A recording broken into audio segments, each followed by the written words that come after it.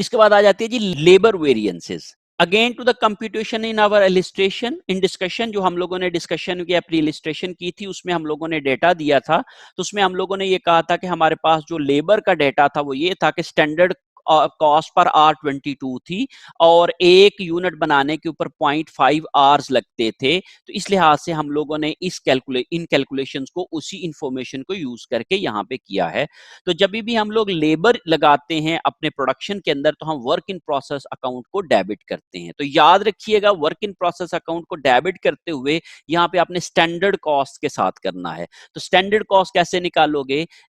यहाँ पे standard hours allowed for actual production, standard hours allowed for actual production multiply by standard rate per hour, ये दोनों को मैंने मल्टीप्लाई किया तो 22,000 मेरे पास आ गया। So standard hours allowed for actual production 1000 थे, क्योंकि हमने 2000 की प्रोडक्शन की करनी थी या की थी, सॉरी, हमने 2000 की प्रोडक्शन की थी और एक यूनिट के ऊपर 0.5 आवर्स लगते थे। तो इस लिहाज से हम लोगों ने जब इन दोनों को मल्टीप्लाई किया तो हमारे पास जो है वो 22,000 आ गया। Labour efficiency variance is basically we have used 50 hours more, 50 hours हमने ज्यादा इस्तेमाल किए हैं। We should use 1000 hours and we have actually used 1050 hours. तो 1050 आवर्स में से 50 आवर्स हमने ज्यादा इस्तेमाल किए हैं। तो 50 hours on the standard cost जब हम लोग इसकी कैलकुलेशन करते हैं तो दैट इज 1100। हम लोग चूंकि ये अनफेवरेबल है तो इसलिए हम लोग इसको डेबिट करेंगे 1100 से।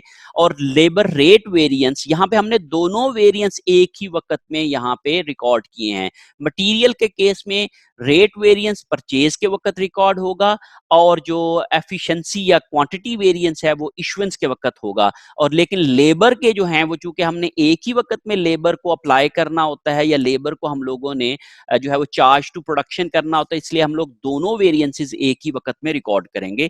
So labour rate variance was favourable because हमने जो एक्चुअल आवर्स यूज किए थे दैट आज 1050 एंड जो रेट का फर्क है दोनों में 22 should be the rate on you must say standard and actual rate paid is 21.6। So 0.4 is the saving, 0.4 per hour is the saving. जब हम लोगों ने इसको एक्चुअल आवर्स के साथ मल्टीप्लाई किया तो हमारे पास जो है वो ये आ गया 420। सो दिस इज फेवरेबल, इसलिए हम लोगों ने इसको क्रेडिट कर दिया। तो फेवरेबल वेरिएंस क्रेडिट होता है।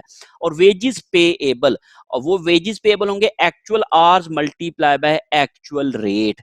एक्चुअल आवर्स को जब हम एक्चुअल रेट से मल्टीप्लाई करेंगे तो वो हमारे पास वेजेस पेएबल आ जाएंगे, that is 22,680। So actual cost of labour, ये एक्चुअल कॉस्ट ऑफ लेबर है, ये स्टैंडर्ड कॉस्ट ऑफ लेबर है, और इन दोनों का जो फर्क है वो दो हिस्सों में डिवाइड हुआ है, that is the labour efficiency variance which is unfavourable, वो कि हमने डेबिट किया है, and labour rate variance which is favourable that is 420 जो हम लोगों ने क्रेडिट किया है। तो इस तरीके से हम लोग लेबर के वेरिएंसेस को रिकॉर्ड कर सकते हैं और रिकॉर्ड करेंगे। Direct labour cost enter into work in process account at standard. जैसे मैंने आपको बार बार बताया कि जब भी हम वर्क इन प्रोसेस को अकाउंट को चार्ज करेंगे, work in process is also inventory account, और इन्वेंट्री को हमेशा हम स्टैंडर्ड कॉस्ट के ऊपर रिकॉर्ड करेंगे। सो हमने यहाँ पे भी स्टैंडर्ड कॉस्ट ली है।